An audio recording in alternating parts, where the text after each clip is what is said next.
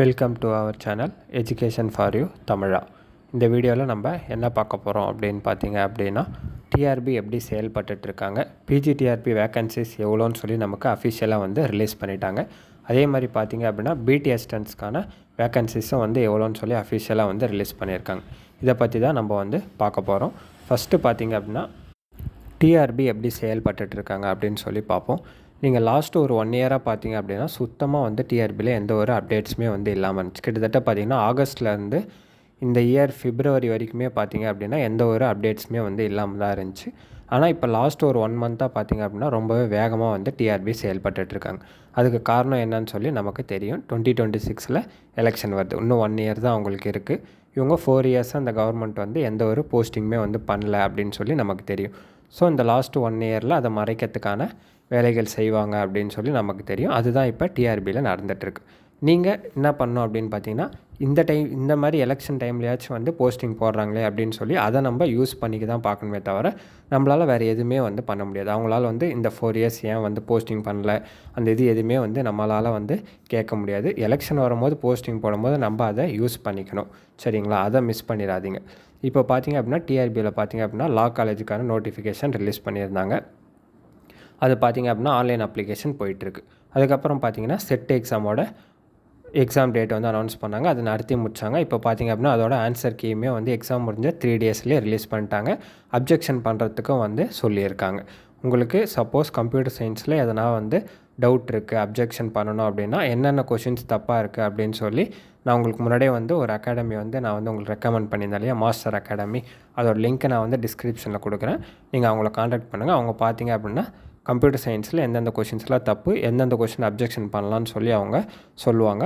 வீடியோவும் வந்து அவங்க வந்து பண்ணியிருப்பாங்க. அதை நீங்கள் பார்த்துக்கலாம். மற்ற மேஜர்ஸ் இருக்கவங்க உங்களோட மேஜர் ரிலேட்டடான அகாடமிஸ் வந்து உங்களோட ஸ்டாஃப் கிட்ட நீங்கள் கன்சர்ன் பண்ணுங்கள். அப்ஜெக்ஷன் பண்ண வேண்டிய கொஷினை அப்ஜெக்ஷன் பண்ணிவிடுங்க. சரிங்களா?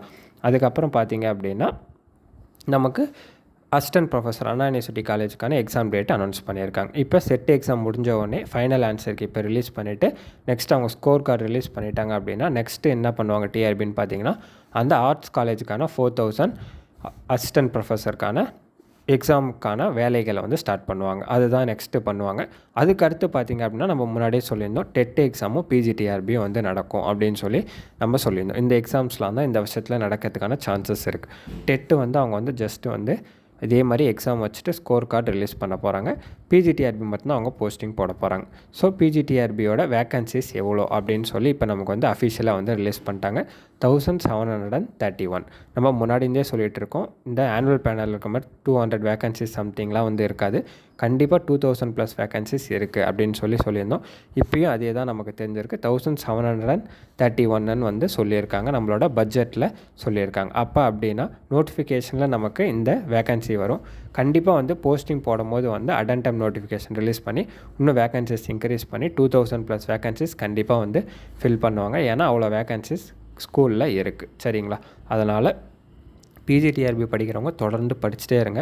உங்களுக்கு இதுதான் வந்து லாஸ்ட் ஆப்பர்ச்சுனிட்டி அப்படின்னு நினச்சிக்கோங்க. ஏன்னா இப்போ 2000+ வேக்கன்சிஸ் ஃபில் பண்ணிட்டாங்க அப்படின்னா நெக்ஸ்ட்டு 4-5 இயர்ஸ்க்கு உங்களுக்கு எந்த ஒரு எக்ஸாமோ போஸ்டிங்கோ வந்து இருக்காது. ஏன்னா வந்து வேக்கன்சிஸ் ரொம்ப கம்மியாக தான் இருக்கும்.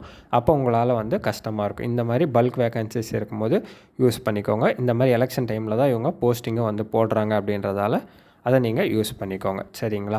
அடுத்து பிடி அசிஸ்டன்ட்ஸ்க்கு பார்த்தீங்க அப்படின்னா 871 சம்திங் வேக்கன்சிஸ் வந்து நமக்கு அஃபிஷியலாக வந்து சொல்லியிருக்காங்க. இது வந்து இதுக்கு முன்னாடி இருந்துச்சு இல்லையா, அது இல்லாமல் 871. இந்த 871 வேக்கன்சிஸ்க்கு வந்து புதுசாக டெட் எக்ஸாம் வச்சு அதுக்கப்புறம் தான் வந்து நமக்கு யூஜிடிஆர்பி எக்ஸாம் நடத்துவாங்க. சரிங்களா? இதுக்கு முன்னாடி நடத்துனதோட சேர்த்து போட மாட்டாங்க.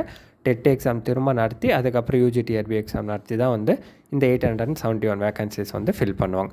இதுக்கு முன்னாடி இந்த வேக்கன்சிஸை இதுக்கு முன்னாடி அந்த எக்ஸாமில் பாஸ் பண்ணவங்கள வச்சு ஃபில் பண்ணுவாங்க. சரிங்களா? அதனால் பிஜிடிஆர்பி பிடி அசிஸ்டன்ட்ஸ் இப்போ பிடி அசிஸ்டன்ட்ஸ்க்கு வந்து பார்த்திங்கன்னா டெட் எக்ஸாம் முடிஞ்சு அதுக்கப்புறம் தான் வரணும். ஸோ அதுக்கு நமக்கு கொஞ்சம் டைம் எடுக்கும். அது வந்து பார்த்திங்க அப்படின்னா நமக்கு 2026 ஸ்டார்டிங்கே வந்து போயிடும். பட் பிஜிடிஆர்பி பார்த்திங்கன்னா நோட்டிஃபிகேஷன் ரிலீஸ் பண்ணி அவங்க எக்ஸாம் அப்படியே வந்து டேரெக்டாக வந்து கண்டக்ட் பண்ணலாம். அதனால் வந்து நம்ம கண்டிப்பாக வந்து இந்த இயர் எண்டுக்குள்ளே பிஜிடிஆர்பி எக்ஸாம் கண்டிப்பாக நடக்கும். போஸ்டிங் அவங்க 2026 எலெக்ஷன் முன்னாடி அப்பாயின்மெண்ட் ஆர்டர் உங்கள் கையில் கொடுத்துருவாங்க. ஸோ இந்த ஆப்பர்ச்சுனிட்டியை மிஸ் பண்ணிடாதீங்க. நீங்கள் கம்ப்யூட்டர் சயின்ஸ் கம்ப்யூட்டர் இன்ஸ்ட்ரக்டர் படிக்கிறீங்க அப்படின்னா நீங்கள் நம்ம இதுக்கு முன்னாடி சொன்ன அகாடமியை நீங்கள் காண்டாக்ட் பண்ணலாம். அவங்க வந்து நியூவாக பேட்ச் ஸ்டார்ட் பண்ணி ஆன்லைன் கிளாஸஸ் பண்ணிகிட்ருக்காங்க. டெஸ்ட் பேட்சும் ப்ரொவைட் பண்ணிட்டுருக்காங்க. நீங்கள் வேணும் அப்படின்னா அவங்கள காண்டாக்ட் பண்ணுங்கள். மற்ற மேஜர்ஸும் வந்து தொடர்ந்து படிங்க. எப்பயுமே வந்து கன்சிஸ்டண்ட்டாக படிச்சிங்கன்னா மட்டும்தான் கிளியர் பண்ண முடியும் எந்த ஒரு எக்ஸாமுமே. காம்படிஷன் ரொம்ப ரொம்ப ரொம்ப ஹெவியாக இருக்கும். சிலபஸ் சேஞ்ச் பண்ணியிருக்காங்க. ஸோ நிறைய ப்ராக்டிஸ் உங்களுக்கு நீடட். முன்னாடி இருந்த மாதிரி இப்போ டிஆர்பியோட கொஷின் ஸ்டாண்டர்ட்ஸ் இல்லை. ரொம்ப ரொம்ப ரொம்ப ஹையாக வந்து ஸ்டாண்டர்ட் செட் பண்ணுறாங்க. கேட் 1 மார்க் லெவலில் வந்து கொஷின் ஸ்டாண்டர்ட் வந்து செட் பண்ணுறாங்க. அதனால் டெக்னிக்கலாக ரொம்ப ஸ்ட்ராங்காக வந்து படிங்க. சரிங்களா? ரொம்ப மேலோட்டமாக படிக்காதீங்க. டீப்பாக வந்து ஒவ்வொரு கான்செப்ட்டுமே வந்து படிங்க. சரிங்களா? பிஜிடிஆர்பியோட வேக்கன்சிஸ் தெரிஞ்சிச்சு. நமக்கு பிடிஎஸ்டன்ஸோட வேக்கன்சியும் தெரிஞ்சிச்சு. இனிமேலும் நீங்கள் படிக்காமல் இருந்தீங்க அப்படின்னா யாருமே வந்து எதுவுமே பண்ண முடியாது. ஸோ இப்போத்துலேருந்தாச்சும் படிக்க ஸ்டார்ட் பண்ணுங்கள். கண்டிப்பாக வந்து கிளியர் பண்ண முடியும். சரிங்களா? மற்றொரு வீடியோவில் சந்திப்போம். நன்றி, வணக்கம்.